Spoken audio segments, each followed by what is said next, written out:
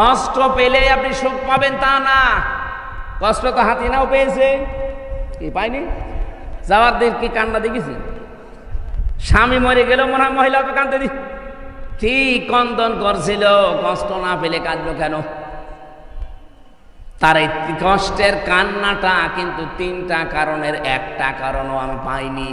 হাসিনা যে সফল হতে পারে না এই 10 মাসে, এই কারণে ও কিন্তু 28 বার কমপক্ষে তৈরি করেছে ষড়যন্ত্র। এই 10 মাসে একবারও সফল হতে পারেনি, কারণ ও যত অবৈধ সুখ ভোগ করেছে, এক একটা অবৈধ সুখের জন্যে অন্তত 50টাও যদি সুখ পায়, 50টা না 50,000 পেয়েছে। কষ্ট পেলে আপনি সুখ পাবেন তা না। কষ্ট তো হাতিনাও পেয়েছে, কি পাইনি? যাওয়ার দিন কি কান্না দেখেছি? স্বামী মরে গেল মনে হয় মহিলা তো কাঁদতে দি, ঠিক কন্দন করছিল, কষ্ট না পেলে কাঁদলো কেন?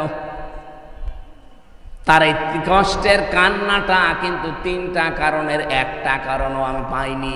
1 নম্বরে আপনি যদি কষ্ট পেয়ে থাকেন দুনিয়ায় আল্লাহর জন্যে, কার জন্যে বলেন বলেন? 2 নম্বরে রাসূলুল্লাহর জন্যে, 3 নম্বরে মানবতার জন্যে। এই বাংলাদেশে 54 বছর বাদ দিলাম 15 বছরে আপনি হিসাব করেন, বহু মানুষ আল্লাহর জন্যে তারা চাকরি হারিয়েছে, আল্লাহর জন্য তারা চেয়ার থেকে উপরের চেয়ারে উঠতে পারে নাই। ও যদি আল্লাহর পথ রাসূলুল্লাহর পথ বাদ দিয়ে অন্য কোনো পথে চলতো, ও চেয়ারে খালি উঠতেই থাকতো। এরকম বহু মানুষ উঠেছে না ওঠে নাই? বলেন না কেন? যারা এই যে কষ্ট পেলেন এই 3 কারণে, আল্লাহর জন্য, রাসূলুল্লাহর জন্য, মানবতার জন্য, একটা কষ্টের সুখ পাবেন কয়টা? 70টা। বলেন বলেন, আরো জোরে বলেন। সিস্টেমের পরের আয়াতে দেখেন, যেহেতু আল্লাহ রিপিট করেছেন, ইন্না মাআল উসরি ইসরা। মা মানে কিন্তু পরে না, মা মানে কি? সঙ্গে, সাথে। আল্লাহ বলেন কোন মানুষ যদি একটা কষ্ট দুনিয়ায় সহ্য করে, কমপক্ষে তার সাথে সঙ্গে 70টা সুখ, শান্তি, কল্যাণ, স্বস্তি, নিরাপত্তা আমার আল্লাহ রেডি করে রেখেছেন। বলেন সুবহানাল্লাহ। এবার আমি আরেকটা ব্যাখ্যা বলছি, একটু তাকান। কোন মানুষ যদি দুনিয়াতে একটা সুখ ভোগ করে, আর ওই সুখটা যদি হয় অবৈধ সুখ, একটা সুখের কারণে কমপক্ষে 70টা দুঃখ তাকে ভোগ করা লাগবে। এই 15 বছরে যারা সুখ ভোগ করেছেন, কমপক্ষে মনে করেন 50টা।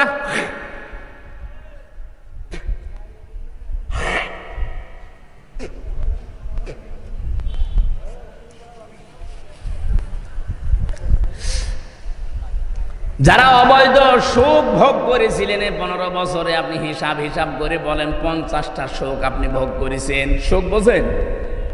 সুখ বোঝেন না? এই সুখগুলো যারা ভোগ করলেন 50টা, এক একটা সুখে যদি 70টা করে অশান্তি আপনি ভোগ করতে, আল্লাহ তো আপনাকে দেবেই, কারণ মা আছে। আপনি হিসাব করে বলেন তো 50টা সুখে দুঃখ হবে কয়টা? 3,500। কিসের 350? 3,500। হ্যাঁ, সৈন্যটা কম হয়ে গেছে। 3,500 দুঃখ, কষ্ট, অশান্তি, অপমান, অপদস্থ হবেন। এরপরে আপনার অন্য কিছু। হাসিনা যে সফল হতে পারে না এই 10 মাসে, এই কারণে ও কিন্তু 28 বার কমপক্ষে তৈরি করেছে ষড়যন্ত্র। এই 10 মাসে একবারও সফল হতে পারেনি, কারণ ও যত অবৈধ সুখ ভোগ করেছে, এক একটা অবৈধ সুখের জন্যে অন্তত 50টাও যদি সুখ পায়, 50টা না 50,000 পেয়েছে, কি মসে থাকতো। মাওলানা মামুনুল হক আর আমির হামজা এই 2 জনের লাল দাগ দিয়েছিল যে এদের যেন জামিন না হয়। বলেন সুবহানাল্লাহ। 3টা বছর মামলাটা 28 বার তুলেছে। সিএমএম কোর্ট, জজ কোর্ট, হাইকোর্ট মিলে 28 বার না। অথচ এই মামলা আগস্টের 5 তারিখের পরে শুধু তুলতে দেরি, মামলা জামিন না পুরা খারিজ করে দিয়েছে। আমি খাস কামরায় গিয়েছিলাম জজের, যে বললাম মাননীয় জজ সাহেব, আপনি 3 বছর তো আপনার কাছে মামলা ছিল, তখন তো আপনি কিছু বললেন না, আর আজকে বলছেন যে এই মামলায় তো কোনো মাল ম্যাটারেস নেই, কি দিয়ে বিচার করব, যা খারিজ করে দিলাম। আগে কি মাল ছিল এই 3 বছর? না হুজুর। না হুজুর মানে তখন জামিন দিলে তো আমার 3 বছর জেলে থাকা লাগে না। হুজুর কিছু করার নেই, আমার হাত বাঁধা আছে। কি ছিল? 1628 জন মানুষ বাংলাদেশে দায়িত্বে আছে, এখনো আছে। শুধু ওই মহিলাটার হাত শুধু খোলা ছিল, তাছাড়া বাকি এই দেশে 1627 জন মানুষের হাত সব বাঁধা ছিল। ও কাওয়া কাকুরও হাত বাঁধা ছিল। ও কাওয়া কাকে কা কা করতো, ও যদি একটু ডান থেকে বামে যায় ও কাওয়ার গোষ্ঠীও শেষ করে দিল। যেই কয়েকজন ছিল আমি তো দেখেছি সবগুলোর হাত বাঁধা, কেউ কিছু পারবে না, সব আল্লাহর ওলি বলি দেবে। তারপর আমরা চাই আগামীতে দেশ যারাই নেবেন, কে নেবেন আমরা জানি না, যারাই নেবেন 1628 জন মানুষ দায়িত্বে থাকবে, কারো হাত যেন এভাবে বাঁধা না থাকে, সবার হাত থাকবে আবু সাইদের মতো খোলা। এটা চান কারা কারা দেখি? লিল্লাহে তাকবীর।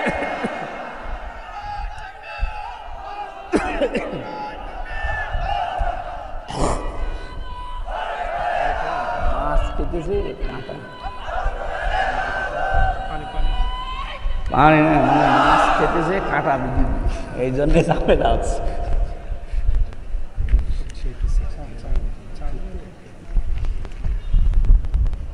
এই আর কয় মিনিট সময় দেবেন বলেন তো? আমার এখন মাহফিল কম তো, 2-5 ঘন্টা অসুবিধা, কিন্তু আপনাদেরকে যে উদ্দেশ্যে এরা নিয়ে এসেছে, এই মাহফিলটা আজকে ছিল আমার চৌগাছা বাজারে। ওখানে আল্লাহর ওলিরা কি করেছে আমি জানি না, এই আমার ভাইয়ের সাথে চাকরি করে, ইনি কিভাবে কায়দা করে এখানে নিয়েছে আমি জানিও না। আজকে দুপুরবেলা জানলাম যে মাহফিল আমার এখানে। আমি তো সেই কুষ্টিয়া থেকে আসার সময় মনে করছি যে আমার চৌগাছা মাহফিল, তো চৌগাছা আসার পর বলছে এখানে না, আরো দূরে। কোথায়? মনিরামপুর। দেখ হয়ে গেছে যখন, আর এর একটা উদ্দেশ্য নিয়ে দিয়েছে। আমরা আয়াতে যাচ্ছি, তাফসীর মাহফিল শোনার জন্যই তো এসেছেন নাকি?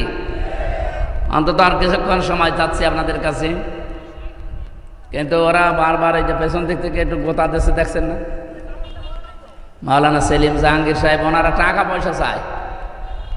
আর আপনারা যারা এসেছেন, আপনারা তো টাকা দেওয়ার জন্য আসেননি, ওয়াজ শোনার জন্য এসেছিলেন। কি করব বলেন? তাহলে মাছ খেতে চাইনি ছাতাই কারণ গলার ভেতর কাঁটা বেঁধে যা ঝামেলায় আছে। কে কে করবেন বলেন? টাকা দেবেন নাকি মাহফিল চালাবো? দেবেন? ভেতরে কি ব্যাগ দিয়েছিলেন? ব্যাগটা দিয়ে দিয়েছে। আবার কি কিভাবে টাকা চাবো? আমি তো টাকা কালেকশন করতে পারি না।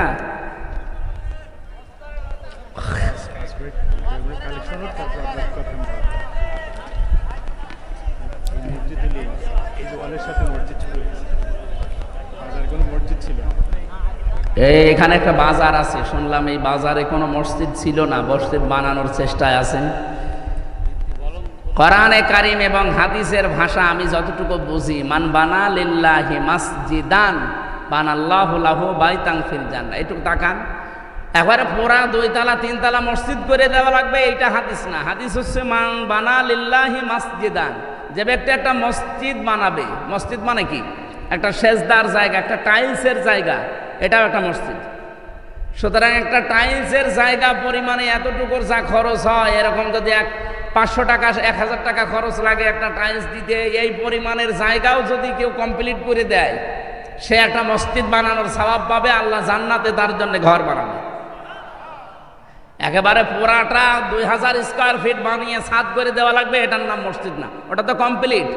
আপনি শুধু একটা টাইলসের জায়গা পরিমাণে একটা মানুষ সেজদা দিতে পারে, এতটুকু জায়গার যে খরচপাতি আছে এতটুকু দিয়ে দিল। জায়গা আছে মসজিদের? ও কলম পর্যন্ত ওঠানো হয়ে গেছে, শুধু একটা সেজদার জায়গা কমপ্লিট করার মতো অর্থ আপনি দিয়ে দেবেন। এখন না পারলেও এসে দিয়ে দেবেন। আপনি একটা নিয়ত করে রাখেন, কারণ এই উদ্দেশ্যে আজকের এই অনুষ্ঠানটা দেওয়া, নয়তো এই অনুষ্ঠানটা এই গরমের ভেতরে দিত না। আপনাদের বারবার বলছে তো, এই জন্য আপনারা একটু চেষ্টা করেন। একটা সেজদার জায়গা বানাতে যা লাগে, 2টা টাইলস হলে একটা সেজদার জায়গা হয়ে যায়। অন্তত এই পরিমাণের যে খরচ আছে আপনারা একটু নিয়ত করে, হয়তো 500, 700, 1000 মতো লাগবে, আপনারা দিয়ে দিন। 50-60 জন যদি এইভাবে করেন, দেখেন জায়গাটা কমপ্লিট হয়ে যাবে। কিয়ামত পর্যন্ত এখানে সেজদা চলতেই থাকবে ইনশাআল্লাহ। হযরত ইব্রাহিম আমাদের জাতির পিতা, সূরা মরিয়মের 41 নম্বর আয়াত যেটা আমরা তেলাওয়াত করেছিলাম, আল্লাহ রাব্বুল আলামিন বলেন, ওয়াযকুর ফিল কিতাবি ইব্রাহিম ইন্নাহু কানা সিদ্দীকান নাবিয়্যা। স্মরণ করো আমি ইব্রাহিম নবীর আলোচনা আমার এই কিতাবের ভেতরে আপনাকে আমি করে শোনালাম। নিশ্চয় সে ছিল সিদ্দিক এবং নবী। এই 2টা গুণ আমাদের জাতির পিতা ইব্রাহিম আলাইহিস সালামের আল্লাহ বর্ণনা দিলেন। এবার আসেন, ওনাকে আল্লাহ যে কিতাবের ভেতরে বর্ণনা করে আমাদেরকে শুনিয়েছে ইব্রাহিম নবীর কাহিনী, সেই কিতাবের নাম হচ্ছে কোরআন শরীফ। সেই কিতাবের নাম কি? আরো জোরে বলে।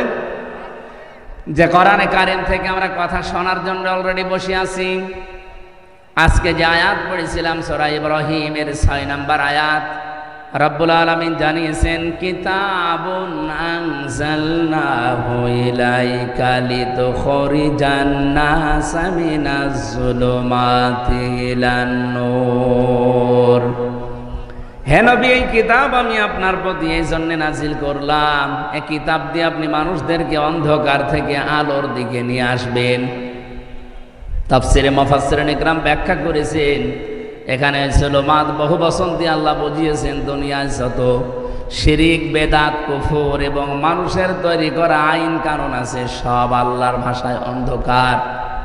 আপনারা জ্ঞানী মানুষ, বিচক্ষণ মানুষ, বুদ্ধিমান মানুষ, একটু বুদ্ধি কাজে লাগান, মাথাটা ঠান্ডা করে কাজে লাগান। দুনিয়ায় যত শিরিক আছে, বেদাত আছে, কুফর আছে, এগুলো আল্লাহর ভাষায় সব অন্ধকার। বিশেষ করে মানুষের তৈরি করা আইন আর কানুন, এগুলো সব অন্ধকার। এখান থেকে চলে যাবে, এখান থেকে মানুষদেরকে বের করে তিনি আলোর দিকে নিয়ে এসেছিলেন। এখানে আলো বলতে যে বিষয়টা আমরা তাফসিরে পেয়েছি, তার নাম ইসলাম। জোরে বলেন সুবহানাল্লাহ। সুতরাং আমরা এই একই কাজ এখন করছি। আল্লাহর কসম, আমরা এই দেশে যারা একামতে দিনের দায়িত্ব মন থেকে পালন করি, আর এই কাজে যারা জড়িত আছি, তারাও মানুষদেরকে অন্ধকার থেকে বের করে আলোর দিকে, ইসলামের দিকে আমরা আনতে চাই। আপনি যাই মনে করেন না কেন, যদি মনে করেন না এটা ওদের দুনিয়ার কাজ, এটা রাজনীতি, এটা ধর্ম, ব্যবসা, যা মনে করেন, আমার অসুবিধা নেই। আমি কোরআন থেকে যেটা পেয়েছি, মানুষের তৈরি করা আইন কানুন এগুলো সব অন্ধকার। শিরিক এটা অন্ধকার, বেদাত এটা অন্ধকার, কুফরি এটা অন্ধকার, জুলুম এটা অন্ধকার। এখান থেকে মানুষদেরকে বের করে আমরা আলোর দিকে, ইসলামের দিকে নিয়ে আসতে চাই, শান্তির ধর্ম যেটা। অমাইয়াবতাগি গায়রাল ইসলামি দীনান ফালাইয়ুকবালা মিন ওয়া ফিল আখিরাতি মিনাল খাসিরিন। আল্লাহ পাক বলেন, পৃথিবীতে কোনো মানুষ যদি ইসলাম বাদ দিয়ে অন্য কোনো ধর্ম, অন্য কোনো নিয়ম নীতি, অন্য কোনো দিন তালাশ করে, সে জীবনেও আল্লাহকে খুশি করতে পারবে না। এমনকি তার জীবনের কোনো ইবাদত বন্দেগী কবুল হচ্ছে না, হবে না। বলেন নাউজুবিল্লাহ। আশা করছি এই কথাটা আপনি অন্তরে গেঁথে বাড়ি নিয়ে যাবেন। ইসলাম বাদ দিয়ে কোনো নিয়ম নীতি মেনে আল্লাহ পর্যন্ত যাওয়া সম্ভব না, সে যে নিয়ম নীতি হোক। আল্লাহ পাক বলেন, আমার এই কিতাবের ভেতরে ইব্রাহিম নবীর কাহিনী তোমাদেরকে শোনালাম। 1 নম্বরে তিনি সিদ্দিক ছিলেন। সিদ্দিক কাকে বলে? আমরা বাংলাদেশে অনেকেই মনে করি সিদ্দিক মানে যে সত্য কথা বলে সে সিদ্দিক। না, শুধু সত্য কথা বললে মানুষ সিদ্দিক হয় না। শুধু সত্যবাদীদের সাথে থাকলেই সিদ্দিক হওয়া যায় না। সিদ্দিক হচ্ছে সত্যকে সত্য জানার পর যারা দ্বিধাহীন চিত্তে সব কিছুকে পেছনে ফেলে যারা মেনে নিতে পারে, এরাই আল্লাহর কাছে সিদ্দিক। আর সত্যকে সত্য জানার পরে অনেকে দুনিয়ার ফেরে বেপড়ে মানতে চায় না। সত্যকে সত্য জানার পরে অনেকে বিভিন্ন প্রভাব প্রতিপত্তি বিভিন্ন কারণে তারা সত্যকে গ্রহণ করতে চান না। আপনার বিবেকে কি বলে আসলে সত্য কোনটা আপনি কিন্তু বুঝে ফেলেছেন, আপনি জানেনও, এরপরও বিভিন্ন পিছুটানের কারণে যারা মানতে চান না, গ্রহণ করতে চান না, আপনি যতই সত্য কথা বলেন সিদ্দিক হতে পারবেন না।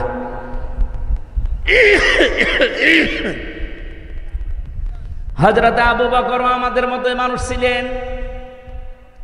নবীজির মেরাজের ঘটনাকে যিনি যখন বিশ্বাস করে নিলেন দ্বিধাহীন চিত্তে, প্রশ্ন ছাড়া,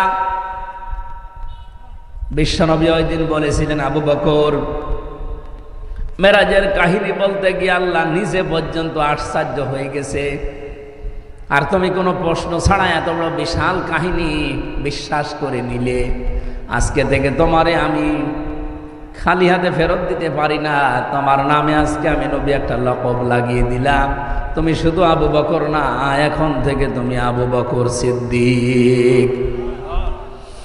বাংলার মুসলমানেরা, বিশেষ করে যশোরবাসী, ভালো করে শুনবেন, এটা শুধু সত্য কথা বলেই কিয়ামতের দিন যে চারটা কাতার আল্লাহ বানাবে, মিনান নাবিয়িনা ওয়াস-সিদ্দিকিনা ওয়াশ-শুহাদাই ওয়াস-সালিহিন, এই চার কাতারের প্রথম কাতারে তো যেতে পারবেন না, নবীরা থাকবে।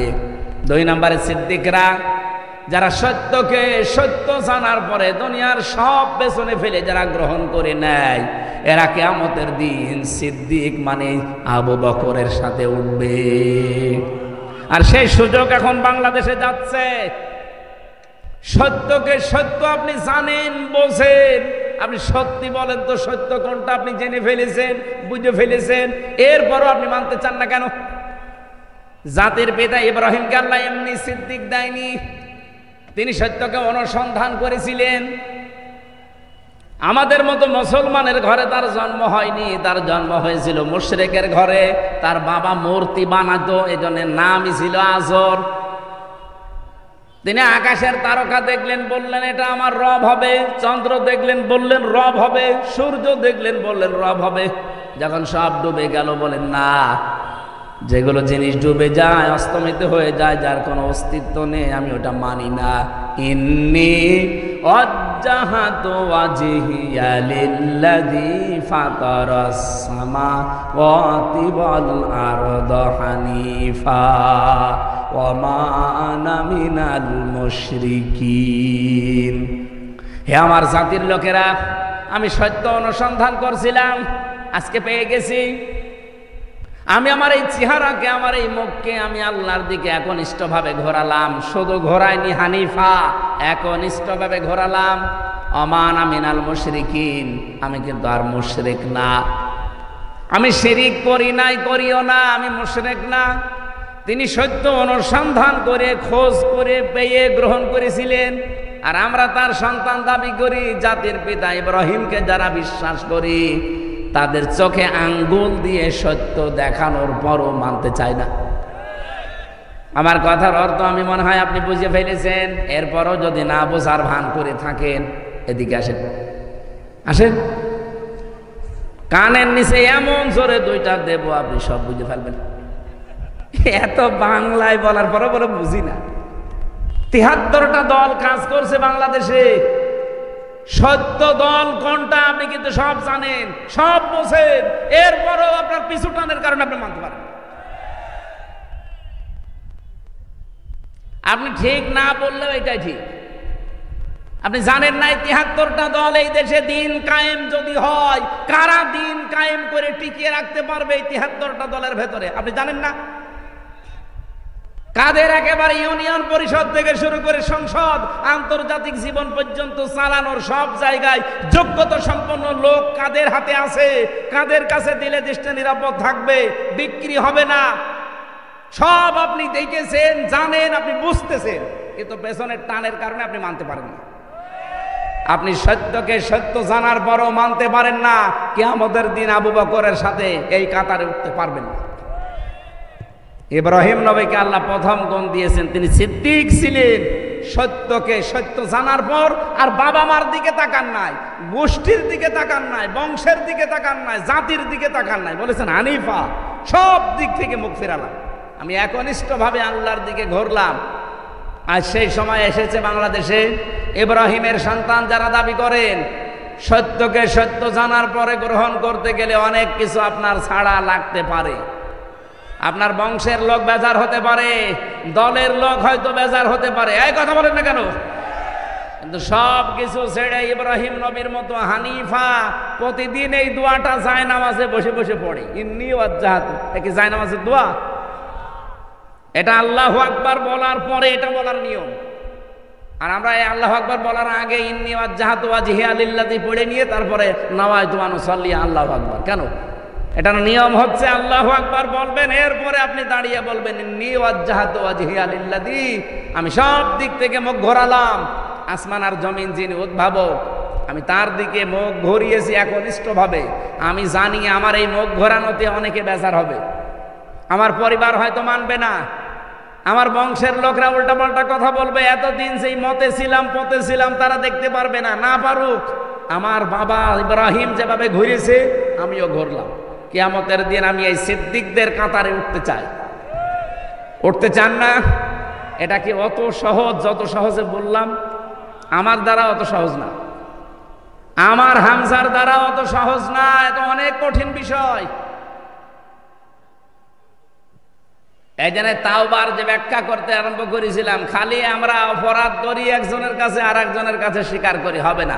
যেখানে অপরাধ করেছেন, যদি বোর কাছে অপরাধ করেন বোর কাছে স্বীকার করেন, যদি স্বামীর কাছে অপরাধ করেন স্বামীর কাছে স্বীকার করেন। 2 নম্বরে কি? অনুশোচনা করা, অনুতপ্ত হওয়া। 3 নম্বরে জীবনে আর এই কাজ আমি করব না এই ভেবে ছেড়ে দিয়ে চলে আসা। এই 3টা যখন মানুষ মানবে এটার নাম তাওবা। আর তাওবা করলে কি হয়?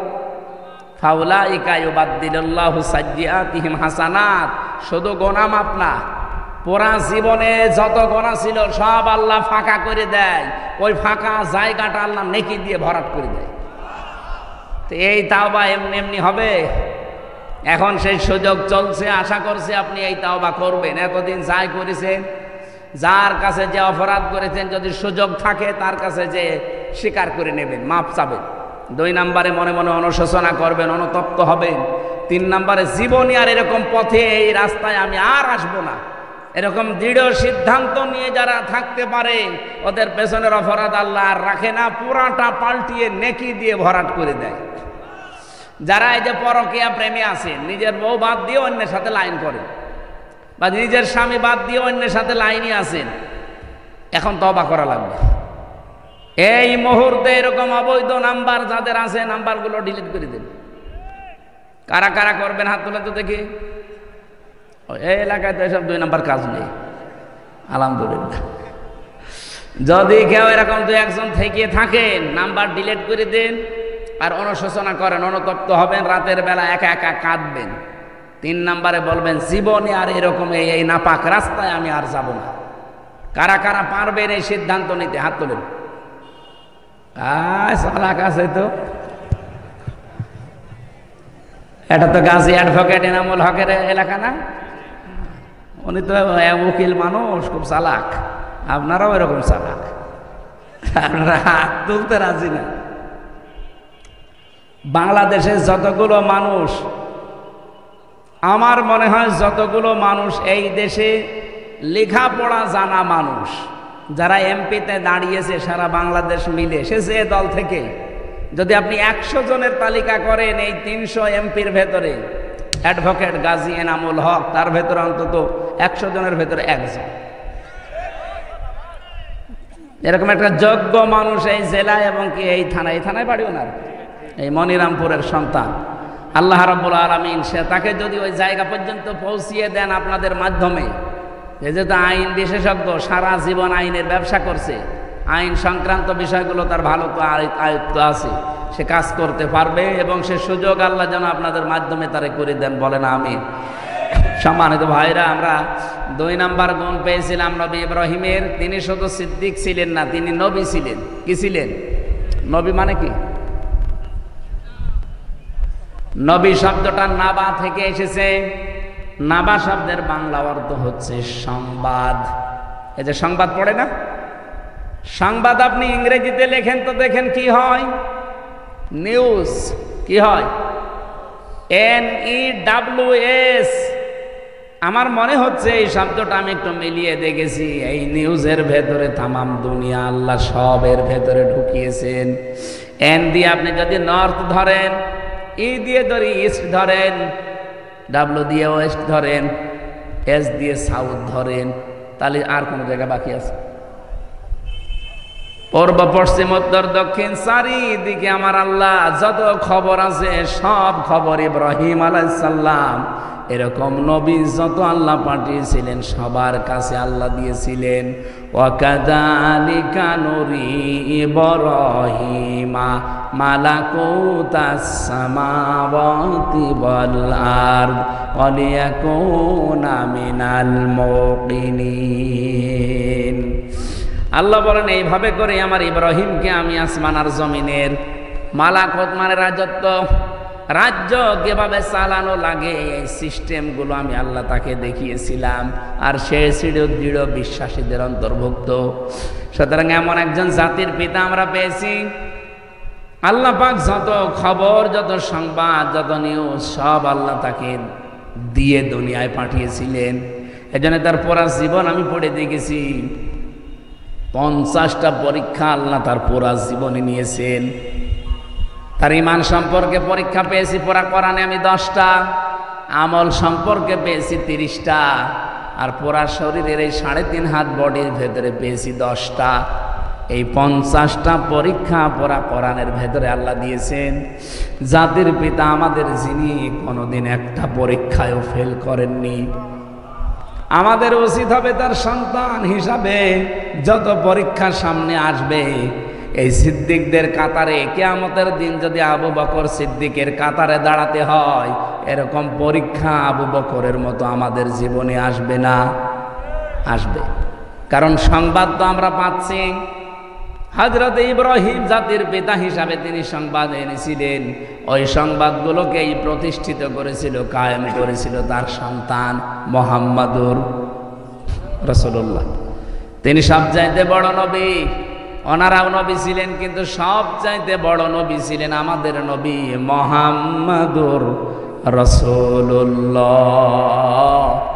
আমাদের উচিত হবে তার আদর্শকে ব্যক্তি থেকে শুরু করে আন্তর্জাতিক জীবন পর্যন্ত যেখানে যেভাবে তিনি চলেছেন ওইভাবে করে, ওই যে 23 বছর 40 থেকে 63 এক সেকেন্ডও যেন আমরা বাদ না দেই, পুরাটা জীবন আমাদের এই দেশে যেন আমরা কায়েম করতে পারি। বলেন আমিন।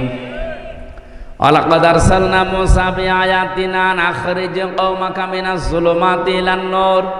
আমি পাঠিয়েছিলাম মূসাকে আমার আয়াত দিয়ে, সে মানুষদেরকে বের করেছিল অন্ধকার থেকে আলোর দিকে।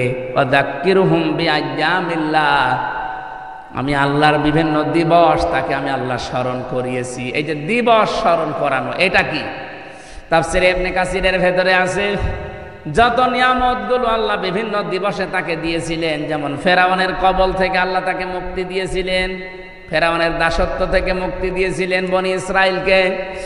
2 নম্বরে বিশাল সমুদ্রকে প্রাচীর বানিয়ে তাকে পার করেছিলেন। মান্না সালওয়া 40 বছর পর্যন্ত জান্নাতের খাবার খাওয়িয়েছিলেন। এরকম তার জীবনে পুরা 9টা বড় বড় নিয়ামত দিয়ে আমার আল্লাহ তাকে ভরপুর করে দিয়েছিলেন। আমার মাঝে মাঝে মনে হয় আগস্টের 5 তারিখের আগ পর্যন্ত আমরা যা ছিলাম, যত নিয়ামত আল্লাহ 10 মাসে আমাদেরকে দিয়েছে, বনি ইসরাইলদের মতো আমাদেরও আল্লাহর শুকরিয়া আদায় করা দরকার। ওরা করে নাই, ওরা ধ্বংস হয়ে গেছে। এখনো পর্যন্ত ওরা ধ্বংসের তালিকায় আছে। এই যে ইহুদি যারা মুসা নবীর উম্মত বলে যাদের দাবি করে, এই ইসরাইল, এরা ধ্বংস হবে হয় আজ আর কাল। কারণ অভিশপ্ত এরা, আল্লাহ নিজে তাদের ওপরে লানত করে বরদোয়া দিয়েছে। বলেন নাউজুবিল্লাহ। আমাদের উচিত সত্যকে সত্য জানার পরে যারা আজ মেনে নিতে রাজি না, শুধু গা গো করেন, মোড়া মারেন, এদিক ওদিকে চলে যান, প্রতিদিন আপনি নিজে নিজের ওপরে বরদোয়া দিচ্ছেন 17 বার। কয়বার? কোনটা? গায়রিল মাগদুবি আলাইহিম ওয়ালাদ-দাল্লিন, এটা বরদোয়া। প্রতিদিন আপনি বরদোয়া দিচ্ছেন রব্বুল আলামিন। তাদের পথে আমাদেরকে চালাবে না। যারা মাগদুব, যারা দলিল, যারা গজব প্রাপ্ত এবং পথভ্রষ্ট, এ প্রথম নাম্বারে ইহুদি, 2 নাম্বারে খ্রিস্টান। সুতরাং নিজের প্রতি নিজে বরদোয়া হবে তখন।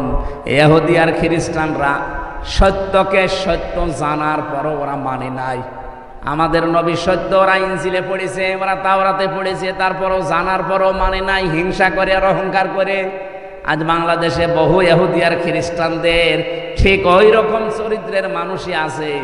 সত্যকে সত্য জানার পরেও যারা মানতে চায় না, গ্রহণ করতে চায় না, তারা নিজেরাই নিজেদের ওপরে নামাজে দাঁড়ালেই বরদোয়া দেয়। আশা করছি আপনি কথা বুঝেছেন। এইরকম চরিত্র যেন বানাবেন না। নবী যে সংবাদগুলো নিয়ে এসেছিলেন, ওই সংবাদগুলো বাস্তবে আমাদের প্র্যাকটিক্যাল লাইফে আল্লাহ সেট করার তৌফিক দিন। মা বোন যারা এসেছেন, আপনাদের জন্য ওয়াজ হচ্ছে 5 ওয়াক্ত নামাজ যেন গাফেলতি না করে সময় মতো পড়বে। রমজান আসলে রোজা রাখবেন, নফল রোজা যদি পারেন। মাসে সপ্তাহে 2টা আছে, এরপরে মাসে 3টা আছে। এই যে জিলহজ মাসের 1 থেকে 9 তারিখ 10 তারিখ পর্যন্ত, আরাফাতের দিবস পর্যন্ত রোজা ছিল। মহররমের 10টা রোজা আছে। এই সমস্ত রোজাগুলো আসলে সময় পেলে, সমর্থ থাকলে, শরীর ভালো থাকলে করবেন। স্বামী যাদের আছে জায়েজ কথাগুলো মেনে খুশি রাখবেন, না জায়েজ কথা মানার দরকার নেই। আর নিজের শরীরটাকে হেফাজতের ভেতরে রাখবেন, পর্দা পশিদায় রাখবেন। জান্নাতের দরজা আল্লাহ সবগুলো আপনার জন্য খুলে রাখবে। আল্লাহ আমাদেরকে আয়াত থেকে যে শিক্ষাটা দিতে চেয়েছিলেন, যতগুলো নিয়ামত আমরা পেয়েছি, এই সমস্ত নিয়ামতগুলো যেন সামনে বনি ইসরায়েলদের মতো না হয়ে আমরা যেন মুহাম্মদ রাসূলুল্লাহর উম্মত আবু বকরের মতো হতে পারি। জোরে বলেন আমিন, আল্লাহুম্মা আমিন। লা ইলাহা ইল্লা আনতা সুবহানাক ইন্নী কুনতু মিনাজ জালিমিন। লা ইলাহা ইল্লাল্লাহু ওয়াহদাহু লা শারীকা লা, লাহুল মুলকু ওয়া লাহুল হামদ ওয়া হুয়া আলা কুল্লি শাইইন কাদির। আল্লাহু আকবার, আল্লাহু আকবার, লা ইলাহা ইল্লাল্লাহু, আল্লাহু আকবার, আল্লাহু আকবার, ওয়া লিল্লাহিল হামদ। রব্বুল আলামিন, যশোর জেলার মনিরামপুরের দিকে তাকাও। কোরআনে কারিমের কিছু কথা এই গভীর রজনী পর্যন্ত আমরা শুনেছি। রাত গভীর হয়ে গেছে, এই জন্য আমি শেষ করে দিয়েছি। যতটুকুই বললাম এই আয়াত থেকে, আল্লাহ কিয়ামতের দিন আবু বকর সিদ্দিকের কাতারে আমাদের দাঁড় করিয়ে দিও। এই আয়োজনে যারা শরীক হয়েছে এদেরকে মাফ করে দাও। যত মানুষ দূর দূরান্ত থেকে এসেছে, নারী আর পুরুষেরা, আল্লাহ আমাদেরকে আবু বকর সিদ্দিকের মতো বানাও। মেয়েদেরকে তুমি খাদিজাতুল কুবরার মতো বানিয়ে দাও। এলাকায় মাটির নিচে যারা ঘুমিয়ে আছে এদেরকে ক্ষমা করো। বিশেষ করে তোমার ঘর এখানে প্রতিষ্ঠা করার জন্য যারা উদ্যোগ নিয়েছে, যে যেইভাবে তাদের নিজের টাকা অর্থ সম্পদগুলো তোমাকে দিয়েছে, মেহেরবানি করে ঘরের ওসিলায় কবুল করে নাও। তোমার হাবিব জানিয়েছে, মান বানা লিল্লাহি মাসজিদান, কোন মানুষ যদি একটা মসজিদ বানায়, এখানে আমি ব্যাখ্যায় পড়েছি, মসজিদ মানে একটা সেজদার জায়গাকেও মসজিদ বলা হয়। একটা টাইলসের জায়গা দেওয়ার জন্য যারা নিয়ত করেছে, আল্লাহ 700-800-1000 টাকা হলে একটা মানুষ সেজদার জায়গা তৈরি করে ফেলতে পারে। এতটুকু সামর্থ্য যাদের দিয়েছো, যারা এই নিয়ত করে আছে, এদের নিয়তকে তুমি কবুল করে নাও। জান্নাতে এদের জন্য একটা ঘর তুমি বানিয়ে দিও। আল্লাহ রাব্বুল আলামিন, আজকে যার মাধ্যমে এসেছি, তোমার এই গোলামকে কবুল করে নাও। আমি নিজে অসুস্থ, জালেমের কারাগারে 3টা বছর আমি না খেয়ে খেয়ে অসুস্থ হয়ে গেছি। মেহরবানি করে আমার এই সুস্থতায় ফিরিয়ে দাও। আমার আগের মতো শরীর বানিয়ে দাও, কণ্ঠ তুমি ফিরিয়ে দাও। কোরআনের কথাগুলো সহজ সরল ভাষায় বলার তৌফিক দাও। আগামীর বাংলাদেশটা তুমি কোরআনের হাতে তুলে দাও। প্রশাসনের যে ভাইগুলো এসেছে, আল্লাহ নিজেদের মা বাবা, আত্মীয় স্বজন, স্ত্রী পুত্র ছেড়ে বাংলার বিভিন্ন প্রান্তে যারা দায়িত্ব পালন করে, এদের দায়িত্বটা ইবাদত হিসাবে কবুল করে নাও। এই মনিরামপুর থানার ওসি, টিওনো, এ জেলার এসপি, ডিসি সহ যারা দায়িত্বে আছে, প্রশাসনে সকলের ওপরে তোমার রহমত নাজিল করো। আল্লাহ বারাকাল্লাহু লানা ওয়া লাকুম ফিল কোরআনিল আযীম। জীবনের শেষ কথা যেন বলতে পারি, লা ইলাহা ইল্লাল্লাহু মুহাম্মাদুর রাসূলুল্লাহ।